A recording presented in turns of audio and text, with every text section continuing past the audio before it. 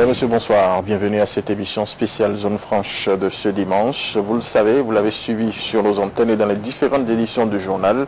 Le candidat unique de l'Union fait la nation, Maître Adrien Hongbeji, a été investi hier comme porte-étendard de ce bloc politique pour la présidentielle à venir. Mais plus tôt dans la semaine, plusieurs formations politiques ont adhéré à ce regroupement, et c'est le cas de l'UNDP, de l'ancien président de la République, Émile Derlin Zissou. Mais plusieurs voix s'élèvent aujourd'hui pour dénoncer la manière dont cette adhésion a été orchestrée. Selon certaines personnes, cette décision serait prise de manière unilatérale par certains membres du bureau sans s'en référer au reste.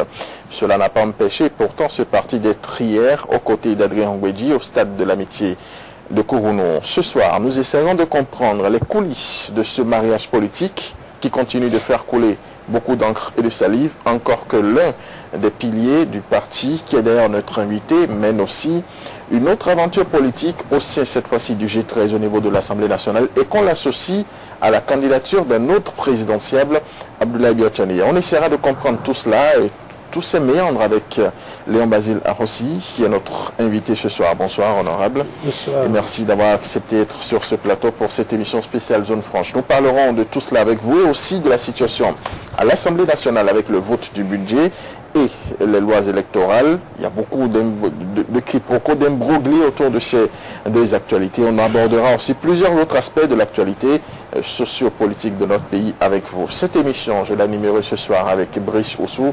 Brice, bonsoir. Bonsoir Rodrigue, et merci d'être avec moi sur ce plateau pour recevoir l'honorable Léon Basile Arossi. Bonsoir honorable. Bonsoir. Merci d'être avec nous sur ce plateau pour discuter avec nous des questions sur lesquelles Rodrigue vient de faire le commentaire d'introduction.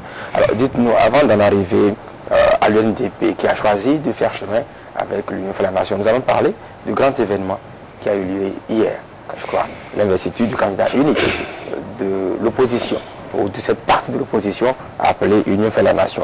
Alors, pourquoi est-ce qu'il était utile hier, à 3 mois des élections, d'investir un candidat unique de l'Union fait la nation, pour ne pas dire en gros d'une bonne partie de l'opposition? Merci chers amis. Je vous dis d'abord merci pour l'occasion que vous me donnez ce soir de renouer avec nos concitoyens.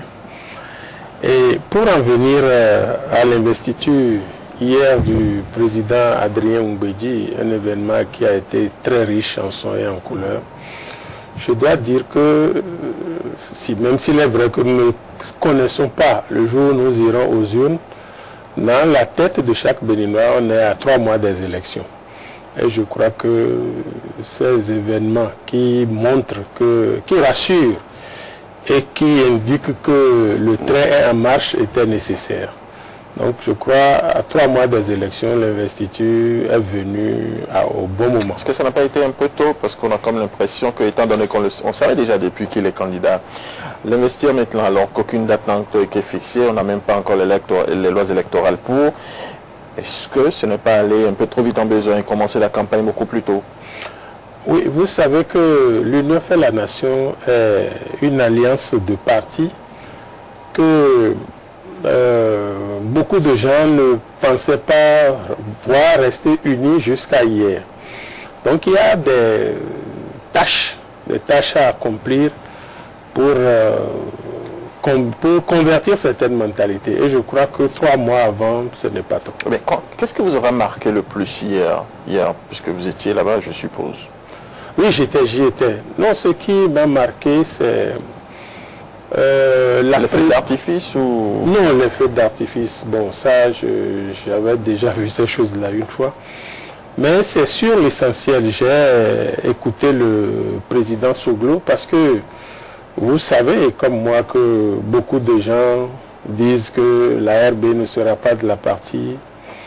Certains ont tenté même de monter le président Liadi contre l'Union fait la nation. Mais j'ai été heureux hier de constater que non seulement le président Liadi était là, mais que Soglo Père était venu rassurer tout le monde.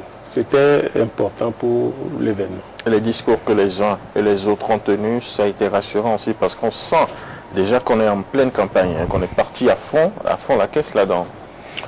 Oui, c'est vrai que c'était des discours de campagne, Mais c'est juste un peu pour se rapprocher de l'autre camp qui est en campagne depuis des années. Vous voulez parler du pouvoir en place? Le pouvoir est en campagne depuis des années.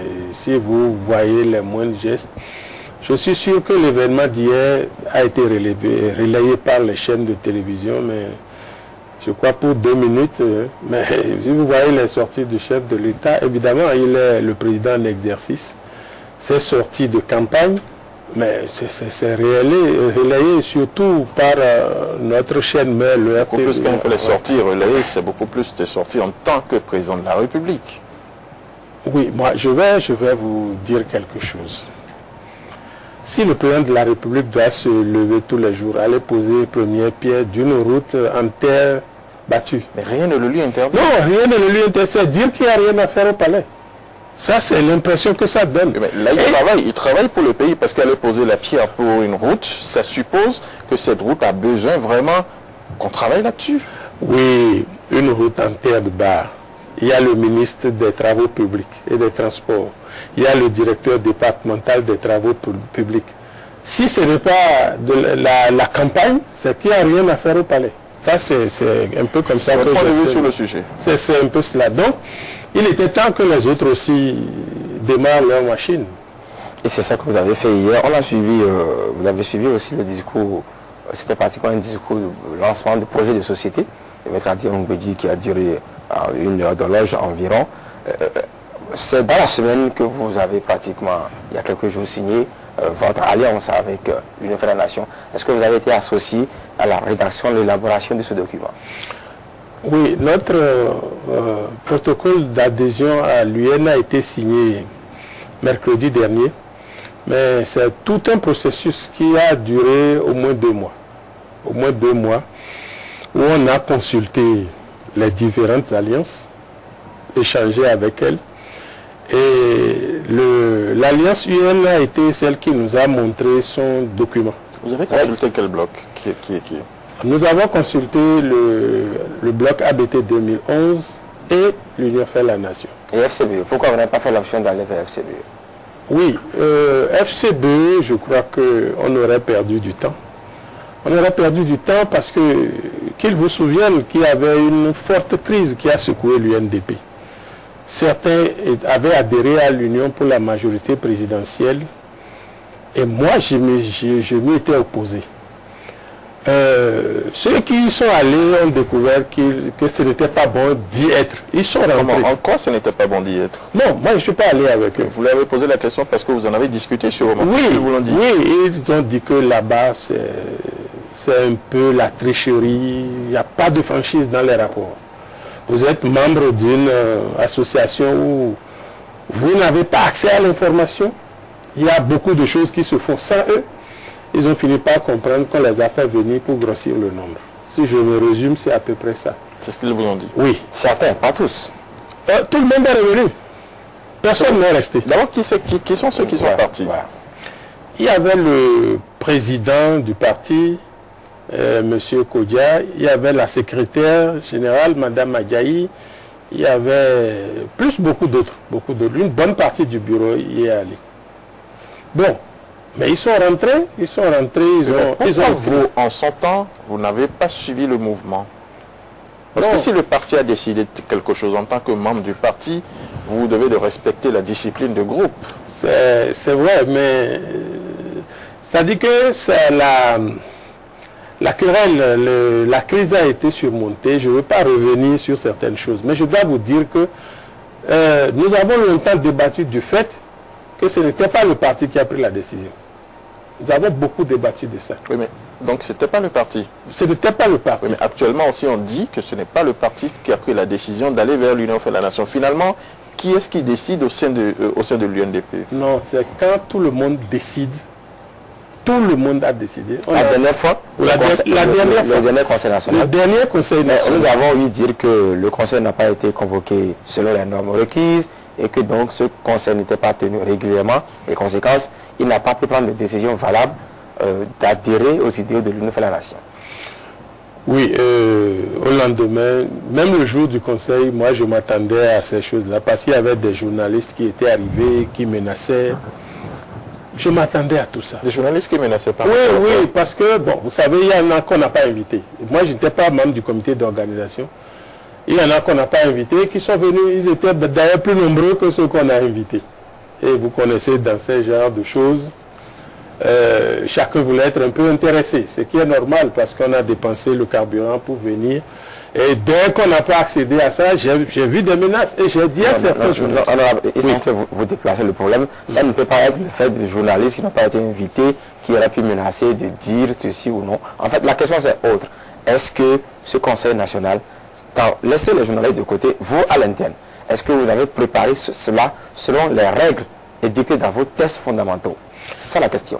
Oui, je parlais tantôt des journalistes parce que c'est eux qui relayent l'information. Ça je parlais d'eux. Mais le conseil aurait pu se tenir depuis déjà 2 mois. Depuis déjà 2 mois.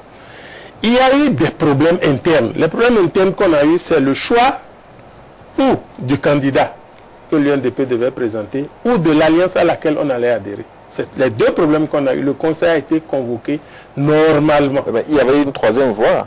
Pour avoir un candidat au niveau de l'UNDP. Oui, il y avait ou bien un candidat à l'UNDP ou une alliance à laquelle adhérer. Voilà, c'était les 2 choses. Un de nos camarades du parti a voulu être candidat. Nous avons siégé. Il s'agit de qui? L'honorable Dahisiko. Nous avons discuté, nous avons vu que le temps qui nous reste, vu les charges que cela demande, entendu également que l'UNDP n'est vraiment pas assis sur toute l'étendue du territoire, nous avions estimé que ce n'était pas faisable.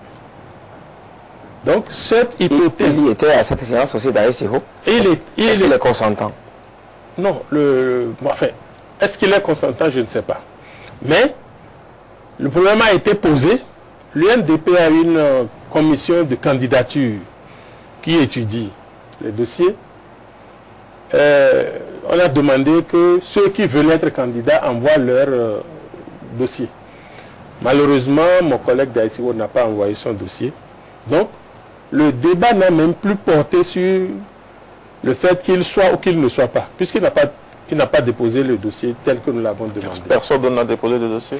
Il y a un autre, M. Rétis Dagba, qui a déposé, nous avons étudié, nous avons estimé qu'il y avait certaines choses qui nous empêchaient de le déclarer comme candidat. Quoi, par exemple, parce qu'il a été un ancien candidat à la présidentielle? Bien sûr, il a été un ancien candidat. Il nous fallait que le parti ait suffisamment de fonds. C'est l'une des conditions. Le parti ait suffisamment de fonds pour affronter une campagne électorale. Lui-même nous a avoué qu'il n'en a pas. Et le parti devait s'engager dans la recherche de fonds. Mais nous avons estimé que tout ça là se passait...